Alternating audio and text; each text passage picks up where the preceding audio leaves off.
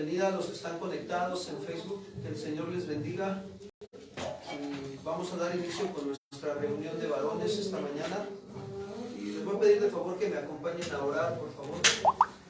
Ahí donde están, si gustan acompañarme. Padre, queremos darte las gracias en esta mañana por esta oportunidad que nos das de venir a tu presencia, de acercarnos a tu trono de gracia, para hallar misericordia y gracia para el oportuno socorro. Gracias porque nos permites este tiempo reunirnos como varones y ser edificados en el consejo sabio de tu palabra. Hoy disponemos nuestro corazón, Señor, para recibir tu palabra y que ella produzca fruto en nuestras vidas y que podamos glorificarte y exaltarte. En el nombre de Cristo Jesús. Amén. Amén. Miren, yo les voy a mencionar ahorita algunos principios sobre la preparación para cuando nosotros empezamos a hacer algo, ¿sí me explico? En algún área de nuestra vida. ¿Cuántos recuerdan a Nehemías en el Antiguo Testamento?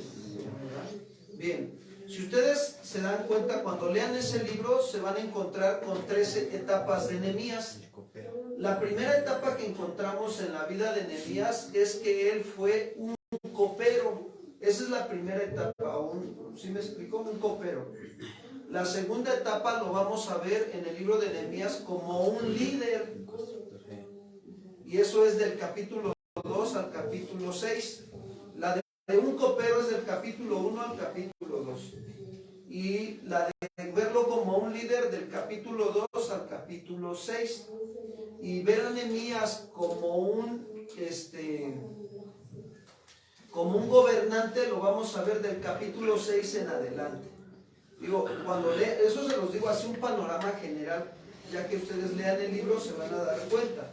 Entonces, Nehemías tuvo que preparar su corazón para empezar algo, ¿sí me explico? A empezar a hacer la voluntad de quién, hermanos? De Dios. Tú tienes que conocer los principios sobre una preparación. Miren, vamos a Nehemías capítulo 2, versículo 7.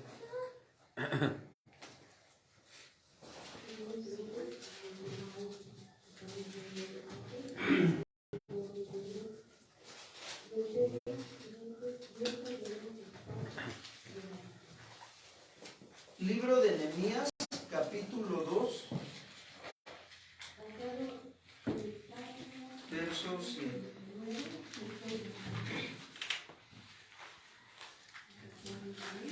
Dice así: además dije al rey, si le place al rey que se me den cartas para los gobernadores al otro lado del río, para que me franqueen el paso hasta que llegue ¿a dónde? A Judá. Bien, aquí ya vemos la preparación, lo que les estoy diciendo, ¿no? Cómo Nehemías se da cuenta que cuando la bendición de Dios está con él, todavía va a haber más de lo que él está pidiendo. Porque él estaba pidiendo, dice ahí, si le place al rey que se me den ¿qué? Cartas. Ahora, pónganse a pensar esto nada más. ¿Quién le puso esta forma de poder empezar la obra a Nehemías en su corazón y solicitarle al rey cartas para que le abrieran camino y llegara a su destino? Dios, ¿verdad? Entonces, ¿ya vieron cómo Dios también es un Dios que planea?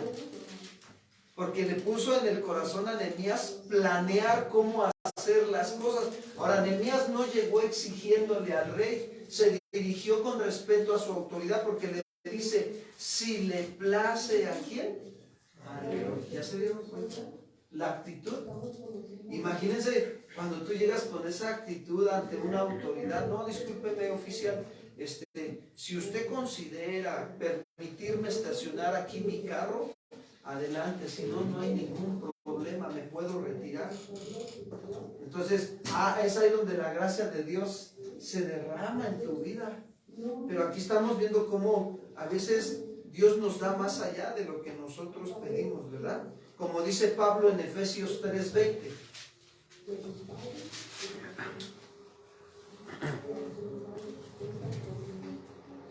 Dice Efesios 3:20.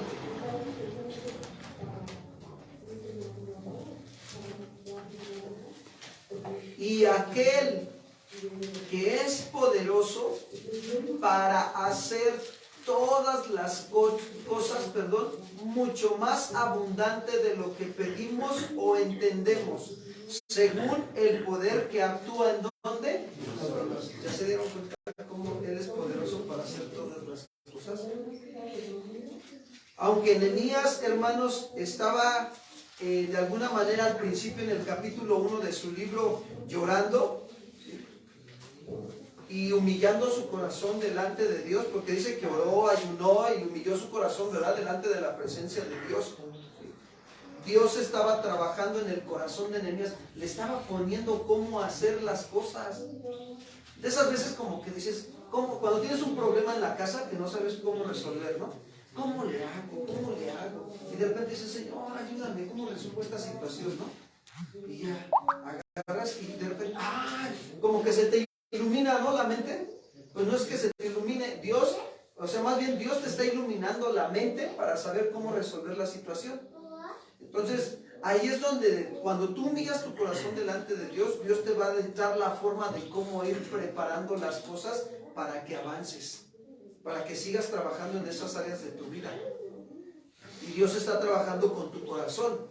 Y también va a trabajar con el corazón de los que Dios sabe que va a usar para ayudarte.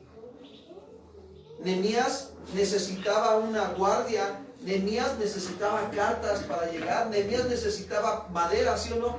Si ustedes leen el libro, Nehemías necesitaba todo eso para ir a reparar. Entonces, ¿qué hizo? ¿Qué vemos ahí? Que Nehemías planeó, hermanos. Entonces, el primer paso de la preparación, que es, pues voy a pedirle a Dios que me dé sabiduría para planear bien lo que tengo que hacer. Si vas a estudiar, tienes que planear tus cuántos años de estudio. ¿Sí me explico?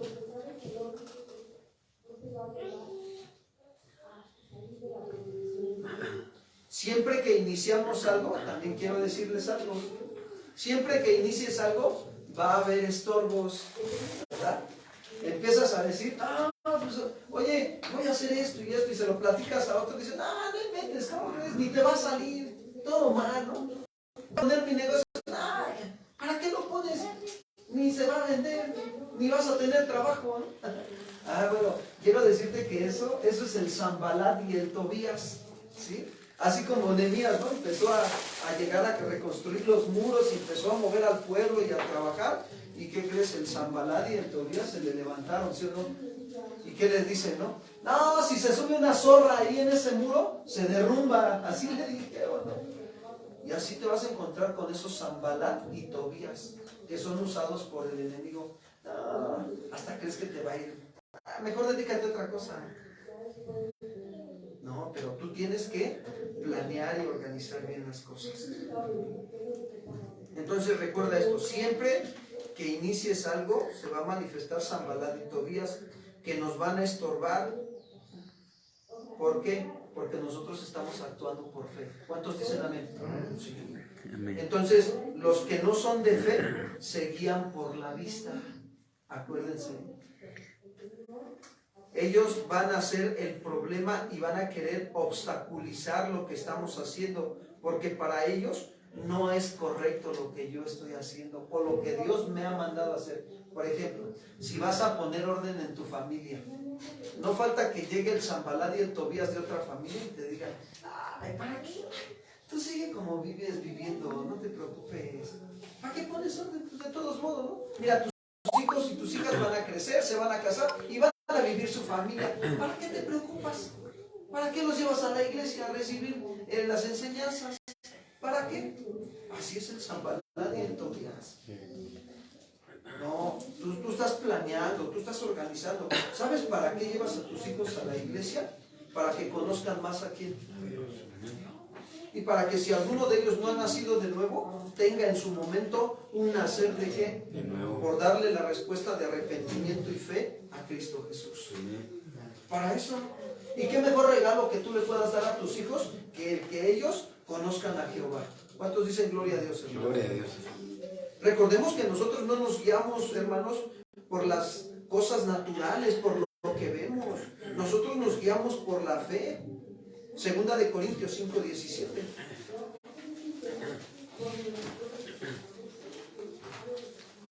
Segunda de Corintios 5:17.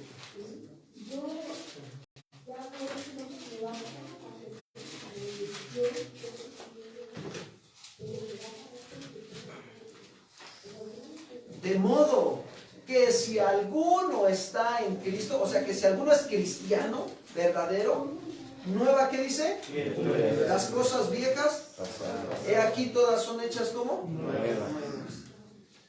Entonces, ¿cómo vas a actuar como una nueva criatura? ¿En orden o en desorden? Si quieres hacer algo en algún área de tu vida, planea, pregunta. ¿Quieres estudiar? Planea. ¿Qué vas a estudiar? ¿Qué carrera te vas a dedicar? Oye, ¿cuánto tiempo voy a invertirle a la carrera? ¿Los gastos nos alcanzan? Y si no nos alcanzan, ¿qué voy a hacer para que nos alcance? ¿Cuántos dicen amén? Miren, cuando nosotros, Pati y yo, mi esposa, nos fuimos al Instituto Bíblico allá a Coyoacán, de verdad, yo decía, Señor, había veces que nada más para el pasaje y no había para la comida en la tarde. Nos daba lo justo el Señor. Y le dije a Pati, ¿sabes qué? Se nos están excediendo los gastos. Vamos a tener que implementar algo. Y me decía como que, pues vamos a vender algo. Dice, órale pues. Y ya pasamos, compramos un topercito, una cajita como las que tienen ahí transparentes, así que se vieran lo que tiene adentro. Y pasábamos a Santa Cruz, donde venden el dulce, ¿cómo se llama? La Capístila. Ahí pasábamos a comprar la alegría y así todos los dulces mexicanos tradicionales. Y llegábamos al instituto y estábamos en la clase y dejábamos ahí en la mesa así, en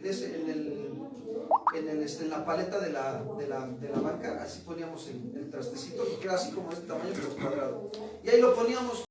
Y de repente se acercaban los hermanos a saludarnos. Hola hermanos, ¿cómo están? Dice, oigan, ¿venden dulces?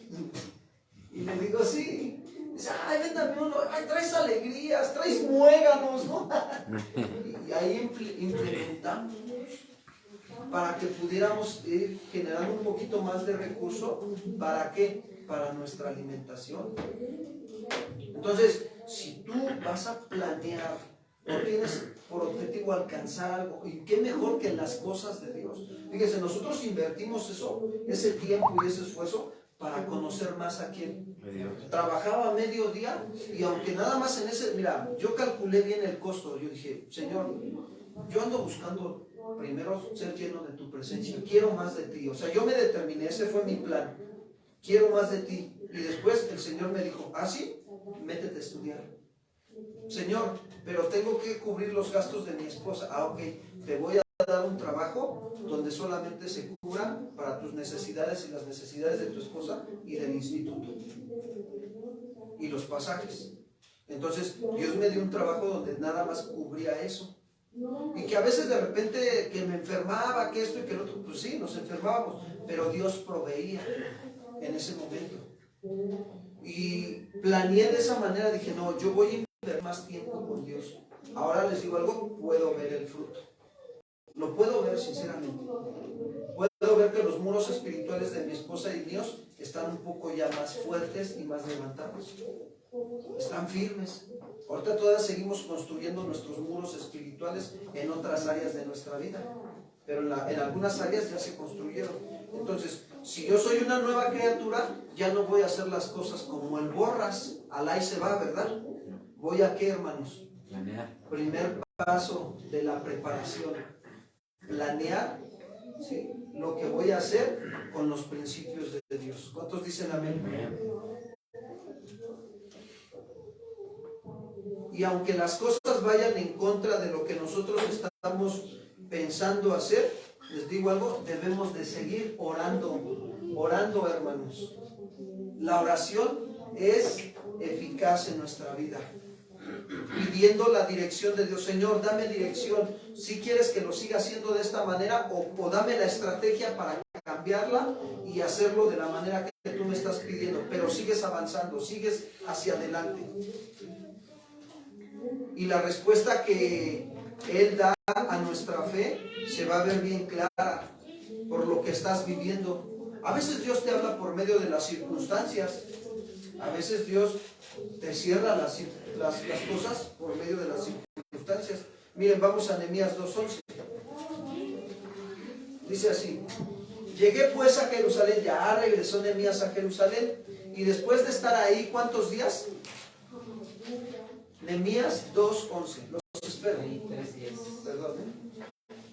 3 días. Llegó, miren, ya llegó Nehemías a casa de oración de Impalta. Perdón, hasta Cuernavaca. Ah, no, aquí estamos acá, ¿verdad?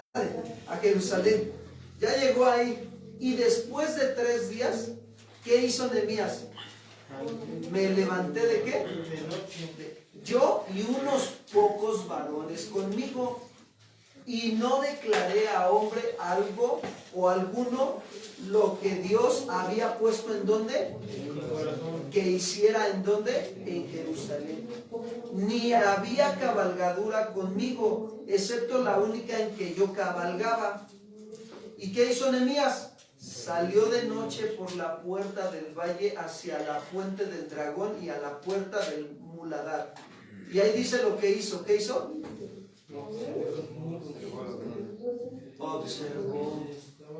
Observó. Ahí está otro paso de la preparación. Tienes que observar cuidadosamente cómo vas a hacer las cosas. Señor, ayúdame a observar bien tus principios para cómo hacer las cosas en esta área de mi vida. A ver, ¿cómo administrarías tu economía?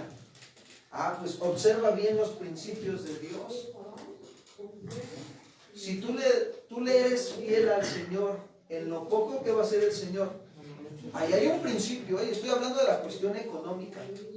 Dios te va a proveer. Fíjense que yo experimento esa parte, ¿no? Hay veces que el Señor me pone sembrado, yo diezmo y ofrendo también, y el Señor me pone, siembra, o a veces vamos a otra casa de oración y el Señor me siembra, y empiezo a sembrar en el área económica. ¿Y qué creen? Cuando tengo una necesidad, ¿qué creen que hace el Señor? Lo mismo, la cosecha. Entonces, ¿qué hago? Pero ya he aprendido a observar, ¿sí? Y a veces, y conforme también Dios me da, también siembro, ¿no? Si la siembra que Dios me está dando es de, vamos a suponer, de 5,000, bueno, saco lo que es del Señor, ¿sí me explico? Y le doy al Señor lo que es suyo. Y a veces con eso se cubren las necesidades de la semana, de la quincena, y entonces, pues, y de repente veo una necesidad en la casa del Señor o con alguna persona, entonces siembro también ahí. Ofrendo, o sea, no es lo mismo el diezmo que la ofrenda, ¿sí me explico? Pues tienen que considerar esa parte. Una cosa es, el diezmo pues es del Señor, miren, y el diezmo es la mínima parte que se le da al Señor, lo mínimo. Cuando en el Antiguo Testamento vemos que no nada más se le daba el diezmo, se le daba ¿qué? Más. Entonces, estás planeando y estás observando. Ya me di cuenta, Señor. Ya me di cuenta que me quieres bendecir. Ahora tú dime dónde siembro. Así pregúntenle a Dios. Y se van a dar cuenta cómo el Señor los va a ayudar. Yo por decir, allá arriba tengo unas bolsas de ropa y estoy, Señor, ¿dónde la siembro? ¿Dónde? Tú dime, ¿dónde quieres que la siembre? Porque pues, se las puedo dar a cualquier persona allá afuera, ¿sí o no? La cosa es, el Señor me está mandando a dárselas. Porque puedo dárselas a cualquier persona y sembré. Y si yo no estoy haciendo las cosas en obediencia a Dios, pues no voy a cosechar. No va a haber cosecha. Entonces, hay que observar, hermanos, así como Nehemías.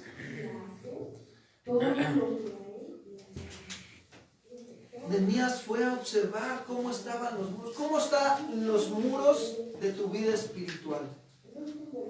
ya los veo, algunos muros ya los veo levantados, ¿no?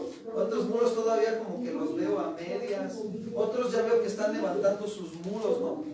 Están chiquitos pero ya andan levantando sus muros, estos pequeños, miren, aquí. Ahora, ¿cómo están los muros de tu vida matrimonial? Los que son casados, ¿verdad? ¿Cómo están esos muros? No, pastor, la zorra se subió y se cayó el muro. ¿Sí me explico? Las zorras son esos pequeños detalles que echan a perder las grandes viñas. Entonces, ¿cómo están los muros de la vida matrimonial? ¿Cómo están los muros de la vida económica? ¿Cómo están? ¿Eres buen administrador del dinero del Señor? ¿O todavía lo malgastas? Porque hay cosas en las que tienes que invertir y hay cosas en las que tienes que esperar a que Dios te hable. ¿Qué otro muro podemos sugerir aquí, hermanos? A ver, ayúdenme. ¿Qué otra área de nuestra vida? La crianza. La educación a los hijos, ¿no? ¿Cómo está la educación a los hijos? ¿Los disciplinan los que son pequeños? ¿Los padres disciplinan a sus hijos que son pequeños? ¿Y a los que son jóvenes o a los que son también adolescentes los disciplinan? Claro, ya no le das con la vara, ¿no? Pero ya tomas otras medidas de disciplina. ¿O todavía los dejan que hagan lo que quieran? O sea, hay que ver esa parte, cómo están los muros. ¿Qué dice la Biblia? ¿Cómo se debe de corregir al joven? ¿Cómo se debe de corregir al niño? ¿Qué dice la Biblia para que construyas tus muros en la educación? ¿Cuántos dicen amén? ¿Cómo están sus muros en el trabajo? Bien fuertes, pastor, hasta horas extras hago para levantar el muro, ¿no? Híjole, está tremendo, ¿no? Levantas un muro, pero el otro lo derribas, ¿no? El de la familia, ¿no? Levantas el muro del trabajo y derribas el muro de la familia, ¿no? ¿Cómo está el muro del servicio en la congregación? Estoy mencionando todos estos detalles porque quiero que observemos bien, hermanos, que apliquemos estos principios. ¿Cuál fue el primer principio? Planear. Planear, ¿verdad? ¿Con la ayuda de quién? Y el segundo que nos está dando el Señor, observar.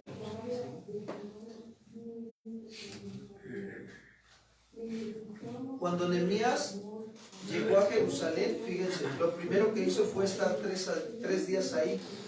Pero ¿saben? Él no llegó y estaba así como que de a jefe, ¿no? Decimos en México, ¿no? A ver cómo se mueven todos. No. Él llegó y al estar observando y planeando, él oraba también. Señor, ¿cómo le voy a hacer aquí? Ese muro está más caído que este. Ayúdame, Señor. ¿Qué dice tu palabra? Háblame. Ten misericordia de mí. El muro del área de salud está bien caído, Señor. ¿Por qué? No, pues una mala alimentación. Pues ¿cómo no va a estar caído? Pura vitamina T, tortas, tlacoyos, tamales, tozoles. ¿Cómo no te vas a enfermar, no? Entonces hay que corregir ese muro, ¿sí me explico? Pero oraba. Nehemías, ¿qué hacía, hermanos? Aparentemente no hay actividad, pero quiero decirles que sí, Dios está trabajando en el corazón de Nehemías. Y Nehemías no les dice a los demás lo que Dios está poniendo en su corazón, ¿verdad? Dice ahí la escritura que no les dijo lo que Dios estaba poniendo en su corazón, sino que se mantenía planeando, observando y orando. Y aquí hay un principio que también nosotros debemos de ejercer en el liderazgo. Lo primero que tenemos que hacer cuando llegamos a algún lugar es observar para ver cómo está la situación. ¿Cómo está aquí la congregación? ¿Cómo la ven? ¿Qué hace falta? ¿O estamos bien? ¿No nos falta nada? Espacio. ¿Qué más nos hace falta? Más sillas. ¿Qué más? ¿Qué más, Susi? ¿Qué nos hace falta, Susi, en la congre? En iglesia infantil, ¿qué nos hace falta? A ver, piensen. Gael, ¿qué nos hace falta? Biblias. Biblia, fíjense, Biblias. ¿Se dan cuenta? ¿Qué más nos hace falta? Servidores también. Ahora, ¿qué vamos a hacer? Vamos a planear conforme a los principios de Dios. La Biblia dice, si nos hacen falta servidores, ¿qué dice la Biblia? Rueguen al dueño de la obra que envíe obreros a qué. Ya estamos planeando conforme al principio de Dios y orando. ¿Ya se dieron cuenta, hermanos? Entonces, en tu casa, ¿qué hace falta en tu casa? Orden, pastor. Pues hay que rogarle al Señor, Señor, que tu palabra ordena mi corazón, mis pensamientos, mis deseos con tu palabra, Señor, para que yo pueda ordenar lo que está afuera.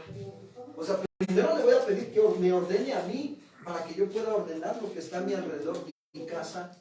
¿Cómo está tu carro? ¿Limpio o sucio? Es tremendo, ¿no? Porque también eso deja ver cómo somos como varones. Si somos ordenados o somos ¿qué? Desordenado. ¿Está la gloria de Jehová en tu carro o la gran tribulación? Que ni me meto, ¿no? Súbase, pastor, no más cierre los ojos. No, mejor los abro bien y oramos, ¿no? Porque dice que tengo que observar, ¿no? Entonces, qué importante es nosotros darnos cuenta de esto. Ahora, fíjense, quiero comentarles algo. Nosotros cuando observamos y vemos que hay cosas que se necesitan cambiar en otros, nosotros no las podemos cambiar. Quien cambia el corazón, ¿quién es? Dios. Eso es asunto de Dios. Es decir, que nosotros no tenemos que hacer algo para cambiar la voluntad de la gente. Nosotros lo que tenemos que hacer es orar por esa gente.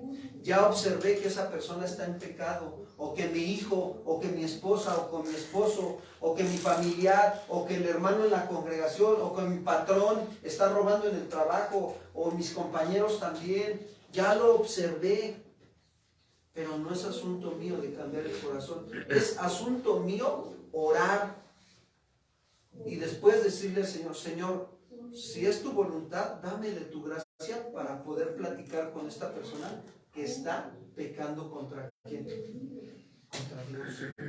Y Dios te va a dar la gracia.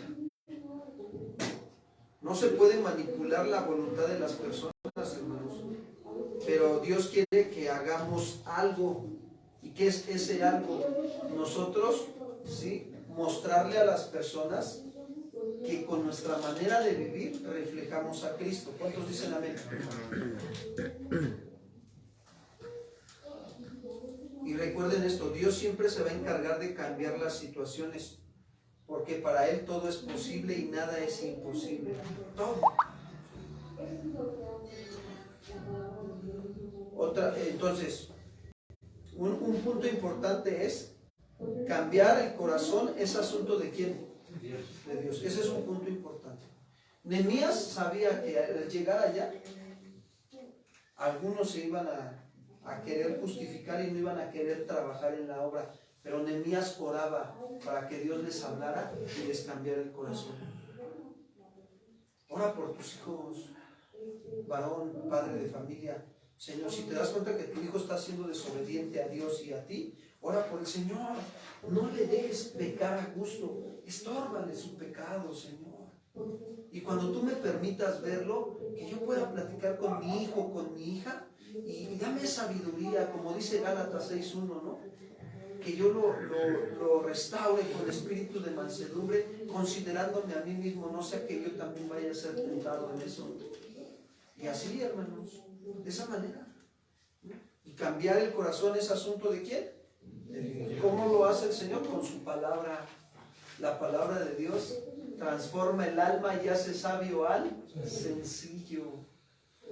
Otro punto importante, 2, orar y esperar, planeando, van de la mano con Dios.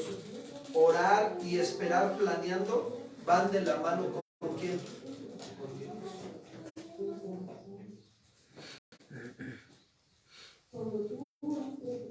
¿Por qué? Porque todas las veces que estuvo orando Nehemías, estuvo también esperando y planeando.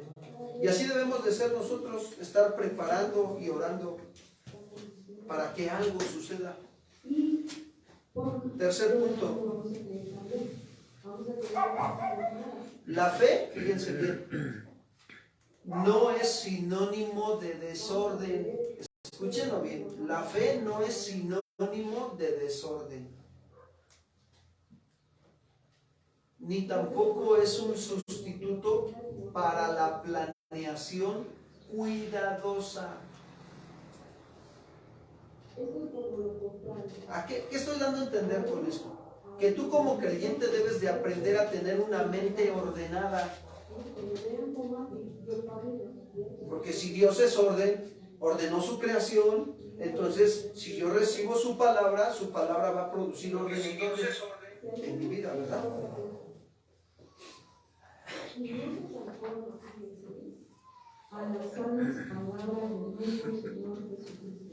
¿Cuál es el propósito de tener una mente ordenada? Que nos parezcamos más a quién? A Cristo. Oigan, Jesús manifestaba inteligencia, sabiduría y orden. Sí, ¿verdad? ¿Verdad que sí lo manifestaba? Sí. Entonces, si Jesús está en nosotros, ¿qué debemos de manifestar? Orden. Inteligencia, sabiduría. Claro. A lo mejor dices, bueno, lo voy a hacer y te equivocaste, no hay problema. Tienes la oportunidad de corregir mientras tengas vida. ¿Cuántos dicen amén? Amén. La fe y la planeación van de la mano, hermanos. ¿Por qué les digo esto? Porque nosotros no podemos vivir una vida llevada ante cualquier situación. Alá y se va. ¿Qué vas a hacer en tu vida? No sé, a ver de qué la hago. No podemos vivir así. Tenemos que darle dirección a nuestra vida. ¿Y qué mejor que le des dirección en las cosas de quién? Del Señor.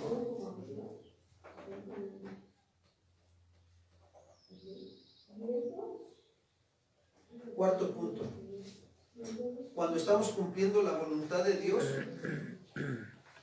debemos de esperar la oposición. No te espantes, ni te angusties, ¿verdad? Cuando viene la oposición. Si tú estás haciendo las cosas para Dios, y donde tiene que ver tu fe, y si no hay oposición y nadie quiere tu tropiezo, entonces pregúntate si realmente estás haciendo las cosas para Dios. Porque cuando tú estás haciendo las cosas para Dios y con fe y hay oposición, quiero decirte que vas por buen camino. Estás yendo por buen camino. Siempre que hagamos las cosas para Dios, va a haber, ¿qué, hermanos? Oposición.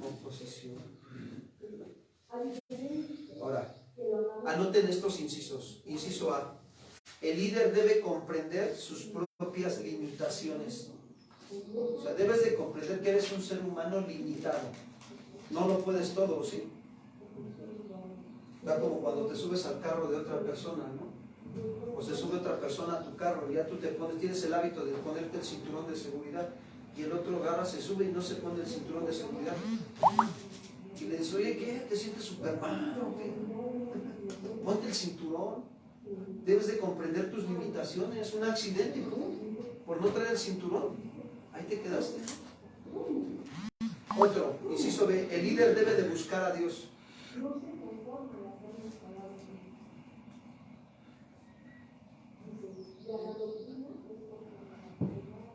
Inciso C, el líder debe de organizar un plan de acción factible. El líder debe de organizar un plan de acción factible. O sea, metas a corto plazo y metas a largo, ¿qué? Plazo. Y son metas a veces esas muy complicadas, las de largo plazo. Pero tienes que tener un plan de acción. Inciso D. Tan pronto como Dios abra la puerta, continúa adelante. Tan pronto como Dios abra la puerta, continúa adelante. para recibir la bendición sin importar la oposición.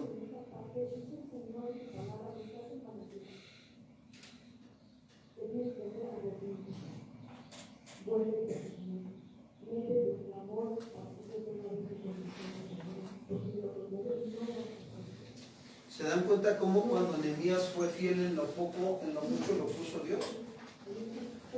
Fue fiel en que Dios le puso la carga de ver la situación que estaba pasando en Jerusalén y la llevó a Dios en oración.